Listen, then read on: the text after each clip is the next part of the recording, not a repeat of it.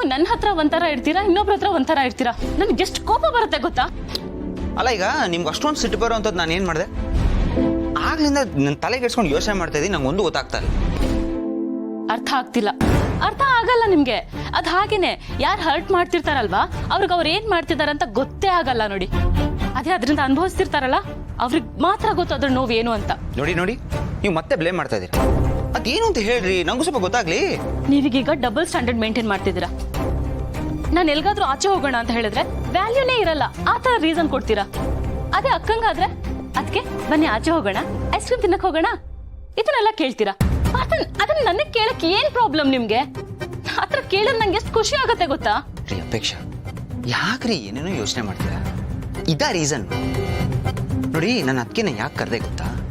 Big bro ಇದನ್ನಲ್ಲ, it's a big business tycoon. ಅವನಿಗೆ ಹೊರಗಡೆ ಹೋಗೋದಕ್ಕೆಲ್ಲ ಟೈಮೇ ಇಲ್ಲ. ಆಗ ಅದಕ್ಕೆ ಮನೇಲೇ ಇರ್ತಾರೆ. ಪಾಪ ಅವ್ರಿಗೆ ಮನೇಲೆ ಬೇಜಾರಾಗಲ್ವಾ? ಈಗ ಅವ್ರು ಹೊರಗಡೆ ಹೋಗ್ಬೇಕು ಅಂದ್ರೆ ನಮ್ಮ ಜೊತೆ ಬರಬೇಕು, ಇಲ್ಲ ಮನೆಯವ್ರ ಜೊತೆ ಹೋಗ್ಬೇಕು. ಅದಕ್ಕೋಸ್ಕರ ಕರೆದೆ. ನೀವು ಅದಕ್ಕೆ ಇಷ್ಟೆಲ್ಲ ಸಿಟ್ ಮಾಡ್ಕೊಂಡಿದ್ದೀರಾ? ಕೋಪ ಮಾಡ್ಕೊಳ್ದೆ ಇನ್ನೇನ್ ಮಾಡ್ಲಿ? ಅಲ್ಲ, ನೀವು ಒಂದಿನ ಏನಾದ್ರೂ ನನ್ನನ್ನು ಆತರ ಕರೆದಿದ್ದೀರಾ? ನಿಮ್ಗೆ ನಿಮ್ಮ ಅತ್ತಿಗೆ ಮೇಲೆ ಇರೋ ಸಿಂಪತಿ ನನ್ನ ಮೇಲೆ ಒಂದ್ ಚೂರು ಇಲ್ಲ ಅಲ್ವಾ? ಮದ್ವೆ ಆಗ್ತಿದ್ದಾಗ ಎಲ್ಲ ಹೊರಟೋಯ್ತು. ಅತ್ತೆ ಒಬ್ರನ್ನ ಬಿಟ್ರೆ ನನ್ನ ಸೆಂಟಿಮೆಂಟ್ನ, ನನ್ನ ಬೇಕು ಬೇಡಗಳನ್ನ ಇಲ್ಲಿ ಯಾರು ಕೇಳೋರೇ ಇಲ್ಲ. ಹಂಗಾಗೋಗಿದೆ. ಪ್ಲೀಸ್ ಅದನ್ನ ಬಿಟ್ಟಾಕ್ರಿ. ಯಾಕೆ ಒಳ್ಳೆ ಚ್ವಿಂಗಮ್ ತರ ಎಳಿತಾನೆ ಇದ್ದೀರಾ? ಒಂದು ಫನಿ ಥಿಂಗ್ ಗೊತ್ತಾ, ನಮ್ ಬಿಗ್ ಬ್ರೋ ಇದನ್ನಲ್ಲ ಸಿಕ್ಕಾಬಟ್ಟೆ ಹಾರ್ಡ್ ವರ್ಕರ್. ಬಿಟ್ರೆ ಬೇಕಾದ್ರೆ 24/7 ಕೆಲಸ ಮಾಡ್ತಾನೆ ಇರ್ತಾನೆ. ಆದ್ರೆ ಸಣ್ಣನೇ ಆಗಲ್ಲ. ಒಂದ್ ವೇಳೆ ನಾನೇನಾದ್ರೂ ಅವನ ತರ ಕೆಲಸ ಮಾಡಿದಿದ್ರೆ ಒಂದೇ ದಿನಕ್ಕೆ ಫುಲ್ ಸಣ್ಣ ಆಗಿ ಮಾಯನೇ ಆಗೋಗ್ಬಿಡ್ತಿದೆ ಅಂತ ಅನ್ಸುತ್ತೆ ನನಗೆ.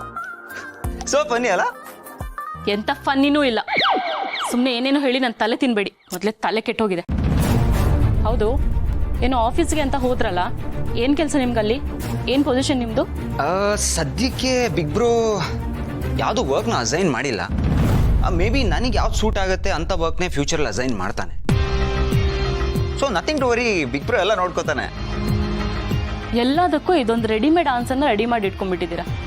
ಅಣ್ಣ ನೋಡ್ಕೋತಾನೆ, ಅಣ್ಣ ನೋಡ್ಕೋತಾನೆ. ನಿಮ್ಗೆ ಅಂತ ಸ್ವಂತ ಬುದ್ಧಿ ಇಲ್ವಾ? ಅದನ್ನ ಯೂಸ್ ಮಾಡ್ಬೇಕಲ್ವಾ? ಓ ಓ ಓ ಓ ಏನ್ರಿ ಇವತ್ತು ಇಷ್ಟೊಂದು ಕ್ಲಾಸ್ ತಗೋತಾ ಇದ್ದೀರಲ್ಲ? ನಾನೇನು ಎಲ್ಬೋರ್ಡ್ ಅಲ್ಲ, ರೋಡಲ್ಲಿ ಓದ್ಕೊಂಡು ಬಂದಿದ್ದೀನಿ. ಸೊ ನನಗೆ ಸೂಟ್ ಆಗೋವಂಥ ಜಾಬ್ ಸಿಗೋಕ್ಕೆ ಸ್ವಲ್ಪ ಟೈಮ್ ಹಿಡಿಯುತ್ತೆ. ಈಗ ಬಿಗ್ ಬ್ರೋಗೂ ನನಗೆ ಯಾವುದೇದೋ ಜಾಬ್ನ ಅಸೈನ್ ಮಾಡೋದಕ್ಕೆ ಇಷ್ಟ ಇಲ್ಲ. So is taking is own time. ಎಲ್ಲ ಸರಿ ಆಗುತ್ತೆ, ಯು ಡೋಂಟ್ ವರಿ. ಬರೀ ಇದೇ ಆಯ್ತು. ಏನಂದ್ರಿ?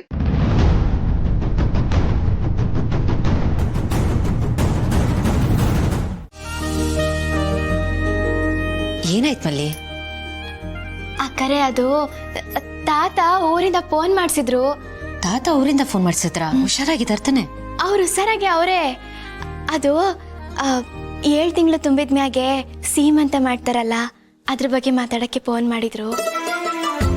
ಅಕ್ಕರೆ ಅದು ನನಗೆ ಸೀಮಂತ ಮಾಡಿಸ್ಕೋಬೇಕು ಅಂತ ತುಂಬಾ ಆಸೆ ಆಗ್ಬಿಟ್ಟೈತೆ. ಒಂಥರ ಅದೇ ಕನ್ವರ್ಕೆ ಆಗ್ಬಿಟ್ಟೈತೆ.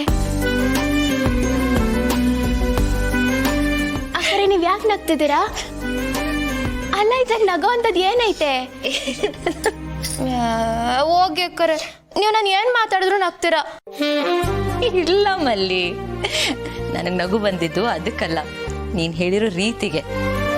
ಯಾವ ಫಿಲ್ಟರ್ ಇಲ್ದೆ ಯಾರು ಏನ್ ಅನ್ಕೋತಾರೆ ಅದೇನು ನೋಡ್ದೆ ನಿನ್ ಮನ್ಸಲ್ಲಿರೋದನ್ನ ಹಾಗೆ ಹೇಳ್ತೀಯಲ್ಲ, ಅದಕ್ಕೆ ನಗು ಬಂದ್ಬಿಡುತ್ತೆ. ನಿನ್ ಮಾತಾಗಿರ್ಲಿ, ನಿನ್ನ ನೋಡಿದ್ರೇನೆ ನಗು ಬಂದ್ಬಿಡುತ್ತೆ.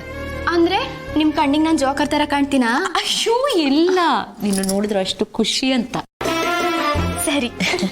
ಏನೋ ಅಕ್ಕ ತಂಗಿ ಇಬ್ರು ಬಹಳ ಸೀಕ್ರೆಟ್ ಮಾತಾಡ್ಕೋತಾ ಇದ್ರಲ್ಲ? ಸೀಕ್ರೆಟ್ ಏನಿಲ್ಲ, ಹಳ್ಳಿಯಿಂದ ತಾತ ಫೋನ್ ಮಾಡಿಸಿದ್ರಂತೆ. 7 ತಿಂಗಳು ತುಂಬ್ತಲ್ಲ, ಸೀಮಂತ ಮಾಡಿಸ್ಬೇಕು ಅಂತ.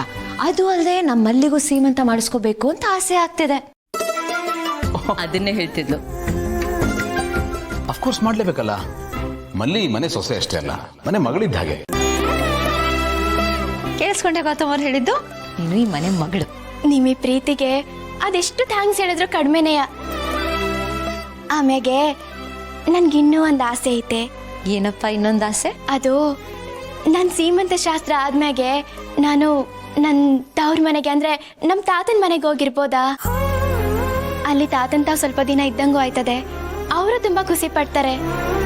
ತಂದೆ ತಾಯಿ ಇಲ್ದಿರೋ ಈ ತಬ್ಲಿನ ಇಷ್ಟು ವರ್ಷ ಸಾಕಿ ಬೆಳೆಸಿದ ಅವರೇ ಅಲ್ವಾ? ಅದಕ್ಕೆ ನನ್ಗೆ ಯಾಕೋ ಆ ಕಡೆನೇ ಮನ್ಸು ಸೆಳಿತಾ ಐತೆ. ನಾನು ಅಲ್ಲಿ ಹೋಗಿರ್ಬೋದಾ? ಅದೆಲ್ಲ ಓಕೆ, ಬಟ್ ಅಕಸ್ಮಾತ್ ಏನಾದರೂ ಎಮರ್ಜೆನ್ಸಿ ಅಂತ ಬಂದರೆ ಹಾಸ್ಪಿಟ್ಲ್ ಇರ್ಬೋದು, ಮೆಡಿಕಲ್ ಫೆಸಿಲಿಟೀಸ್ ಇರ್ಬೋದು, ಏನು ಮಾಡ್ತೀಯಾ?